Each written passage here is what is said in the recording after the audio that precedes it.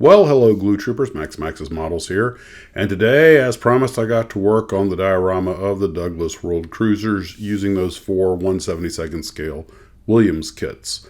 And first thing I had to do was address that messed up area on the edge that I talked about. It's not cut evenly, and it's not going to be, but I'm just going to dress it up some and extend the water out a little bit.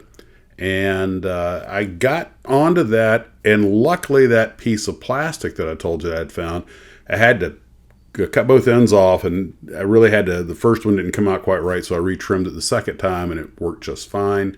I glued it into place. Then once that was done, I dressed it out with mud and the spackle. That stuff just worked great.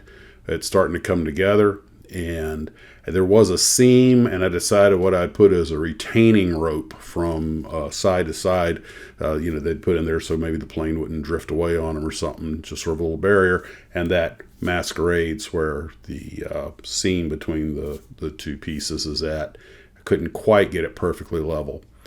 And then I looked at some of the pictures. I was kind of inspired by these pictures to make it look a little more accurate. I'm not going for like a hyper accurate, just to catch the general motif. So I noticed that the little trolley, which by the way I think is on tracks, and that might be important later, decided to cut up the dolly that it moved on and make it look more like that. And actually came out pretty good, and this, I'm actually fairly content with it.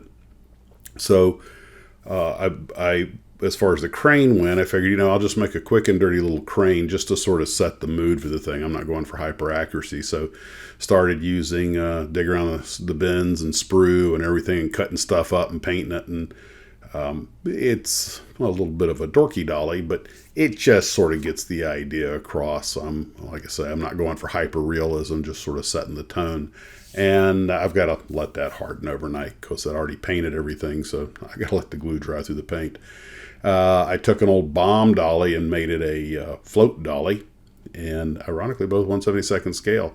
And I'm just trying to set a mood, and I think it's coming along pretty good.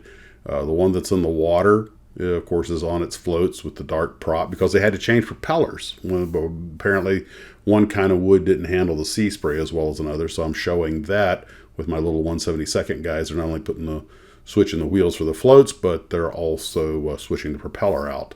Now, bear in mind, they're just standing there set up against it. This is nowhere near finished. Now, the wheels and all the components that came off, I'm trying to figure out where they're going to go. But you'll see a different color prop on the one that hasn't started its modification yet. And the one that's in the water, the engineer's in it overseeing what's going on from his cockpit perch while the other guys are still working on it. I got more figures that are going to go in there. I had a surprising shortage of 1/72nd scale figures, but I had enough. And it's starting to look like something. All the little parts of the landing gear and everything that have to go someplace. I mentioned the rails earlier. I think I might use that rail hopper, just make some little track to lay in there and use that rail hopper as where they would store the stuff in the meantime. And that's where we're at for right now. I also got around to finally finishing off redecorating my office with Godzilla Corner. So I have all that in one place, which created some space on the science fiction shelf, which was definitely needed. So guys, that's what we have for right now. Hope to see you at the live stream tomorrow night, 7 p.m. East Coast time. Take care of yourselves, and as always, model on.